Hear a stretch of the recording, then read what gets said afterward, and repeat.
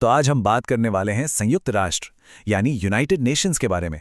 एक ऐसा संगठन जिसका मकसद है पूरी दुनिया को एक साथ लाना। पर सवाल ये है कि ये काम कैसे करता है और आखिर इसकी जरूरत पड़ी ही क्यों। चलिए जानते हैं। अच्छा, इसे समझने के लिए ना एक बहुत ही आसान सा उदाहरण लेते हैं जो हम में से ज्यादातर लोगों ने देखा होगा। अपने स्कूल के दिन याद है? वहां एक स्टूडेंट काउंसिल हुआ करती थी, है ना? तो ये स्टूडेंट काउंसिल करती क्या थी? सोचिए जरा। ये स्कूल की सारी क्लासेस के मामले देखती थी। कोई झगड़ा हो जाए तो उसे सुलझाना, सबके लिए कोई इवेंट्स वगैरह ऑर्गेनाइज करना, मतलब एक छोटे लेवल पर एक सिस्टम बनाए रखने में मदद करती थी। बस इस आइडिया को पकड़ कर रखिएगा। अब इसी आइडिया को बहुत बड़े लेवल पर लेके चलते हैं। सोचिए, अगर मसला किसी एक स्कूल का नहीं बल्कि पूरी की पूरी दुनिया का हो, तब क्या होगा? कौन सुलझाएगा बड़े बड़े झगड़े? इसका जवाब है संयुक्त राष्ट्र। बिल्कुल, जैसे एक स्टूडेंट काउंसिल स्कूल के लिए काम करती है, वैसे ही संयुक्त राष्ट्र या यूएन पूरी दुनिया के लिए काम करने की कोशिश करता है। ये वो मंच है जहां सारे देश मिलकर दुनिया की बड़ी बड़ी मुश्किलों को सुलझाने के लिए एक साथ आते हैं। लेकिन सवाल ये उठता है कि आखिर ऐसे किसी संगठन की जरूरत पड़ी ही क्यों? और इसकी कहानी जुड़ी है इतिहास के कुछ सबसे स्याह पन्नों से। 20वीं सदी की शुरुआत में ही दुनिया ने दो बहुत ही भयानक विश्व युद्ध देखे, एक के बाद एक। पहले फर्स्ट वर्ल्ड वॉर और फिर सेकेंड वर्ल्ड वॉर। इन युद्धों में करोड़ों करोड़ों लोगों ने अपनी जान गंवाई और जो तबाही हुई उसकी तो कोई गिनती ही नहीं थी। दुनिया को शांति की बहुत ज्यादा जरूरत थी। और उसी तबाही की राख से एक उम्मीद पैदा हुई, एक ऐसा आइडिया जिसने ये तय किया कि भविष्य में ऐसे युद्ध दोबारा न हो और दुनिया में शांति कायम हो सके। और फिर वो दिन आया, 24 अक्टूबर 1945। जगह थी अमेरिका का सैन फ्रांसिस्को शहर, जहां एक बहुत बड़ी ऐतिहासिक मीटिंग हुई।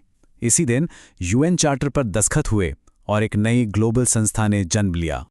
शुरुआत में दुनिया भर से 51 देश थे जो शांति के इस मिशन पर एक साथ चलने के लिए तैयार हुए। और आज ये गिनती 51 से बढ़कर 193 सदस्य देशों तक पहुंच चुकी है। ये दिखाता है कि वक्त के साथ साथ दुनिया के देशों को ये समझ आया कि मिलकर काम करना कितना जरूरी है। तो ये इतना बड़ा संगठन आखिर करना क्या चाहता है? इसके कुछ मेन मकसद हैं, जैसे दुनिया में शांति बनाए रखना, देशों के बीच दोस्ती का माहौल बनाना और गरीबी, बीमारी, अशिक्षा जैसी जो बड़ी बड़ी चुनौतियां हैं उनसे मिलकर लड़ना। एक तरह से ये पूरी इंसानियत की भलाई के लिए कॉमन प्लेटफॉर्म है। लेकिन सवाल ये है कि इतने बड़े बड़े लक्ष्य हासिल कैसे होते हैं? तो चलिए अब देखते हैं कि संयुक्त राष्ट्र अंदर से काम कैसे करता है। देखिए, यूएन का पूरा काम इसके 6 मेन ऑर्गन्स या कह लीजिए 6 मुख्य अंगों के जरिए चलता है। हर एक की अपनी खास जिम्मेदारी है, पर हम बात करेंगे 2 सबसे जरूरी अंगों की, जनरल असेंबली और सिक्योरिटी काउंसिल।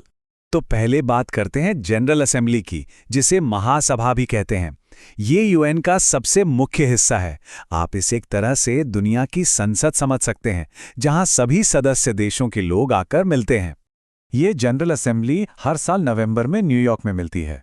यहाँ होता क्या है? दुनिया के बड़े बड़े मुद्दों पर बहस होती है, बजट बनाया जाता है और दूसरे ऑर्गन से रिपोर्ट ली जाती है।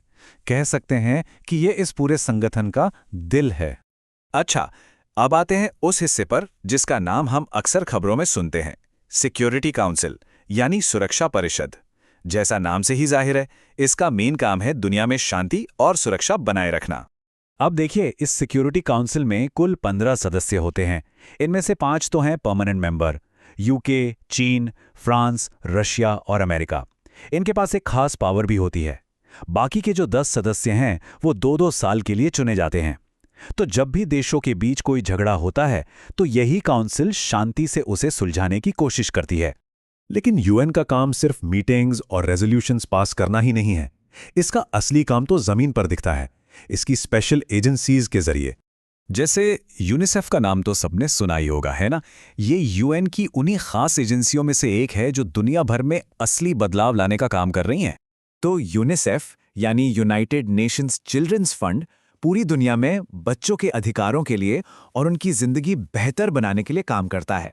बिल्कुल इसी तरह वर्ल्ड हेल्थ ऑर्गेनाइजेशन यानी WHO दुनिया भर में हेल्थ से जुड़ी मुश्किलों को संभालता है और बीमारियों को जड़ से खत्म करने के लिए रिसर्च करता है।